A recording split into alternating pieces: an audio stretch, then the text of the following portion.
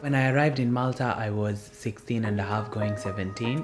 I went through Uganda, South Sudan, North Sudan, the Sahara Desert, and finally Libya.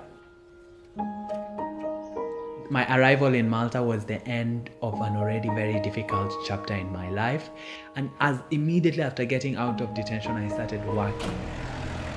I've worked in construction, I've worked in washing dishes at different restaurants, and that is how I got myself to the point where I am today. And from then on, I had to find my way because I did not want to be labeled a burden. There's no integration policy in Malta for migrants, for refugees to integrate and become a part of society. The government system does not have therapy, for example, for migrants who have gone through a lot of trauma coming here. I went to therapy, not offered by the government, but by an NGO.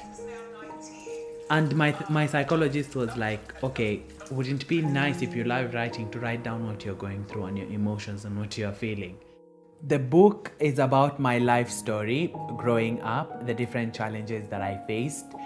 It's like my diary, it's like my journey, it's like my therapy. It's a book that's funded by COPIN, by Terre des Hommes International, the Destination Unknown Campaign, the International Organization for Migration, the United Nations High Commissioner for Refugees, and the Malta Arts Fund.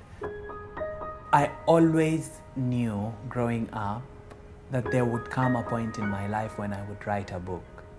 I used to say it when I was 5 years old. I used to say it when I was 6 years old. I used to say it growing up. Like, I always knew because I loved reading and writing so much. I loved the I loved the English language so much. Never arrive. My mom would always tell me this. She had a problem with the word arrive because in her mind it meant developing a comfort zone and not aiming for better.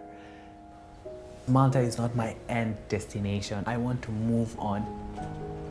I have passed from my native Somalia to Kenya where I grew up, to Malta that helped me to find myself. Indeed, as my mother likes to say, variety is the spice of life.